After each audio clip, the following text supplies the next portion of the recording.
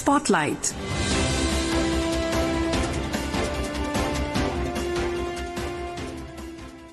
This is Akashvani. In the program Spotlight, now we bring you a discussion on India's expanding social security coverage. The participants are Rupesh Kumar Thakur, Joint Secretary, Ministry of Labour and Employment, and Shishir Sinha, journalist. Namaskar. India has improved its ranking on the social protection measures. What are the new things which India is proposing, and what is the purpose of pooling exercise which India's Labour Ministry has undertaken? To talk about all those things, we have with us Mr. Rupesh Kumar Thakur. He is Joint Secretary in the Ministry of Labour and Employment. Thank you. Welcome to Akashvani, Mr. Thakur. Thank you. My first question to you, that what is the purpose of this pooling exercise? No, see, this is very important thing you have asked. So, I will just say that the genesis of this exercise is in World Social Protection Report, which came out in 2020-22. So, in that World Social Protection Report, India's social protection coverage had been shown as 24.4%. So, when we saw it, we thought that this is a complete underestimation, because we are giving so much of social assistance and social benefits to the people, to the citizens, that it cannot be only 24%. So what we saw that what ILO was doing, it was taking data of only 7 central sector schemes. So under that 7 central sector schemes, they were saying that only 24.4% social protection coverage is in India. So we started deliberation with ILO, and we said that we will do the social protection data pooling exercise. And we did interministerial meetings, and we asked different ministries to give social protection schemes to us and to give the data of the beneficiaries of the social protection scheme.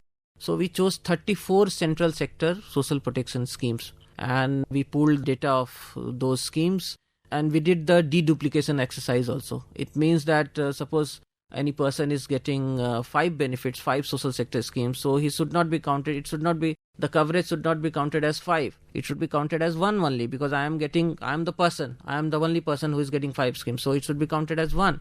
So we did data deduplication exercise, and the basis of that exercise was the unique identifier Aadhaar. So we took 34 schemes which are all Aadhaar seeded. The schemes that we took, like Narega, like EPFO schemes, ESIC schemes, APY schemes, Atal Pension Yojana, which we say, and other such schemes, PM Poshan, like that we took. When we did this exercise, did deduplication and data pooling exercise, we saw that our social protection coverage is not only 24.4%, but it is actually 48.8%. And this was also recognized by ILO. Now, what ILO does, that ILO says that social security categorizes social security as those kind of social security which are regular in nature, which are cash, in which we give the cash, which are statutory in nature. So 3 things: regular, statutory and cash. But we said that we deliberated with them, we argued with them, we said that even in-kind benefits which the developing countries give should also be counted as social protection. Because social protection is a broad thing. Social protection comprises of social security also and social assistance also. So what they did, that they said that okay, 48.8%, they kept it as 48.8%, but a separate column was also added in which they said that India runs a very big food FPS program in which 80 crore persons, 800 million persons are given free ration. So this was also portrayed in the World Social Protection Scheme. And so our social protection coverage doubled from 24.4% to 48.8%. And what it did, it also improved the world's total social protection coverage. So 5% increase because of our jump from 24.4% to 24.4% to 48.8%. The global average, the world social protection coverage increased by 5%. Okay. So our improvement led to the improvement in the global average. This was the result of pooling of central sector scheme, 34 central sector schemes. Yeah. Now you have taken an exercise to conduct the pooling exercise among the states, and in the first phase you have taken 10 states. So when this first phase is going to be over, and what about the remaining 18 states and 8 union territories, when they are to be brought under this kind of initiative? In this exercise, in which we improved our count from 24.4 to 48.8%, only central sector schemes had been taken. But in our country, various state governments are also giving different kind of social protection schemes to the people. So that should also be counted. So we started state-specific social protection data pooling exercise, and in the first phase we have taken 10 states. We have taken Uttar Pradesh, Rajasthan, Maharashtra, Madhya Pradesh, Tamil Nadu, Odisha, Andhra Pradesh, Telangana, Karnataka and Gujarat in phase 1. And we have conducted meeting with them also. We have kick-started the exercise with the states. We have asked them to share the social protection beneficiary data with us. And those schemes should be taken which are Aadhaar seeded. So they will share the data with us. And then we will do the deduplication exercise. Okay, so that will be part of the phase 1 for the 10 states. Yes, phase 1, and this is going to be completed hopefully by May end. Yeah. And what about the remaining 18 states? The remaining 18 states will also be taken after phase 1 is over. And we are hopeful that we will complete it by the end of the year or in the beginning of the next year. You will have two set of data, one for the central sector schemes and another for the schemes which are operated by the state. In both the structure, you will use the Aadhaar as the unique identifier to actually find that how many people are actually getting the benefit, and not that one person is getting benefits of all the schemes whether run by the central government or by the state government. Now my question to you that how this is going to benefit India at the global level if we combine both central as well as the state one? Yes, so this data pooling exercise, we have already taken 34 central sector schemes. Now we are going to take state schemes also. And because the coverage must have increased by now, we had done this exercise in 2023. So now because the coverage of central sector scheme must also have increased. So again, we will be taking those data and pooling it along with the state schemes. So naturally our count is going to increase. I'm hopeful that it is going to increase beyond 70% and may go up to 80%. And you asked a very good question that how it is going to impact our global profile. So certainly the global profile will become very robust and it will enhance our global profile. And because if the social protection coverage is 80%, you will be recognized as a state who takes care of the people. And secondly, it also helps in doing social security agreements with other countries. For example, we are doing social security agreement with USA, and USA is saying that they will do agreement with us if the social protection in India is of general applicability. General applicability means if it is more than 50%. So already it is 48.8%, it is going to increase. So it will help in doing social protection agreement with other countries. Okay. And also in FTAs it is going to help.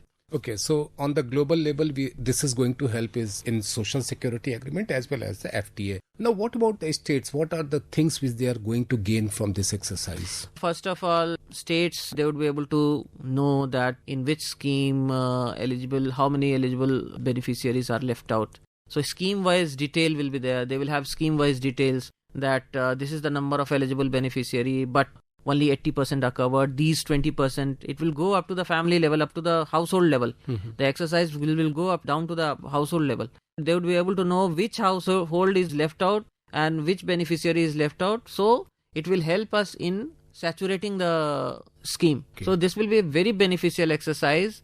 And we also, what we will do, we will rank the states according to their social protection data. So it will also instill a sense of competitive spirit. And there will be a sense of positive competition among the states, and they will work towards saturating their schemes.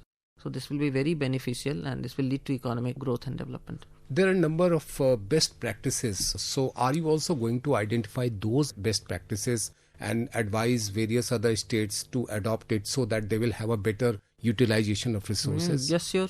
As I said that if in any state the social protection coverage is 100% or 90%, 95% like that, in other state it is only 65% or 70%, the other state will take the best practices from that state and will see how to saturate the scheme. So the best practices will be exchanged among the state and this will be beneficial for the entire country. Okay. Since this data pooling exercise which you are intending to complete by May in the first phase and then cover other states also, will this be a regular exercise, to be conducted on a regular basis after 2 or 3 years so that you could get the better picture of the social security in the country? First of all, we would like to complete the state specific exercise and see how And yes, because our saturation is going to, our coverage is going to increase, so we'll have to do it periodically. So we will keep doing this exercise. So first of all, we would like to complete state-specific exercise and compile the data and give it to the ILO so that our social protection coverage increases. Okay. One more issue is that the migrant labor, since many of the states are having this kind of situation that more and more people are moving from one state to other state. So how those migrant labor will be covered in this pooling study exercise? See, the benefits that we give to the migrant labor, suppose a person is from Bengal, he's moving to Punjab. The best thing is portability. If we do the portability, even if he is from Bengal and he is working in Punjab, he will get the benefits of the scheme. For doing portability, we need unique identifier, and Aadhaar is the unique identifier. So this exercise that we are doing, the data pooling exercise, this is also based on Aadhaar. So we are taking those schemes which are Aadhaar seeded. So the migrant laborers will also be covered in this. The benefits which we are giving to the migrant labor will also be covered in this exercise. The another question is, will that benefit be counted in the account of that particular state or his original state? Suppose there is central sector scheme. So central sector scheme is being run by the ministry. The state specific is being given by the state. Yeah, I'm talking about the state specific. Yes. So the state which is giving the scheme, state which is giving the scheme, it will be counted in that state. And what about the central sector, like say one nation, one ration card? Yeah. So that food which is withdrawing from the ration shops, how that will be taken into consideration? No, that is already a scheme. That is one nation, one ration is based on, there is a national portability. So even if he is from Bihar and he is working in Punjab, he will get from the Punjab's ration shop. So there is no problem in that. It will reflect in his account that. So there is no, entire India has been plugged in one by this portability. So that is what I wanted to understand, that how this will be taken. I mean, whether that is for one particular state or that is for the entire nation, that he is getting a ration from under this scheme. See, the focus is on the people, is on the worker. Where the worker is, it doesn't matter whether the worker is from Punjab or from Bihar or we have to see that worker gets, he gets the benefit. Okay. It is not about whether he is getting from Punjab, he is getting from Bengal. Okay. So that is why portability is there. Okay. So it's worker centric. Now let us listen what Union Labour and Employment Minister Mansukh Mandviya said in the Parliament on the latest report regarding social protection. Pension scheme और अलग अलग type की scheme जो लोगों को social security देती है, एक दशक पहले सेंट्रल गवर्नमेंट के द्वारा 18% लोगों को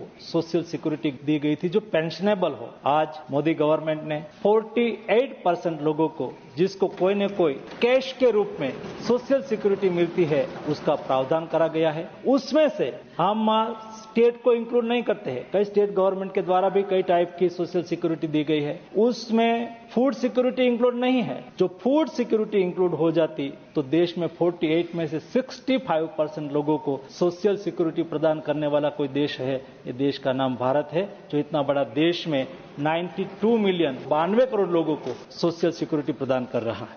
So now my final question to you. In the beginning you said that the 48% appears to be on the lower side. Yes. So if we consider both central sector scheme as well as the centrally sponsored scheme, what could be the percentage? Is it more than 70%? It is more than 75%? What kind of social securities or the social protection which government thinks that it is the right number and not what the ILO is saying in its report?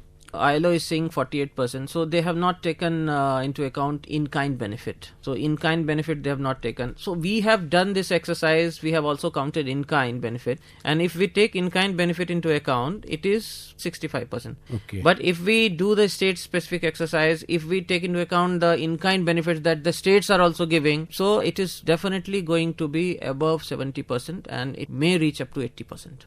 Mr. Thakur, thank you very much for talking to Akashvani. Thank you very much. You were listening to a discussion on India's expanding social security coverage. The participants were Rupesh Kumar Thakur, Joint Secretary, Ministry of Labour and Employment, and Shishir Sinha, journalist. This program was produced and presented by the News Services Division of Akashvani. You can listen to it on our mobile app News on AIR. This program is also available on our YouTube channel News on AIR Official. You may share your feedback about this program through email at airnsdtalks@gmail.com or WhatsApp on 928-909-4044.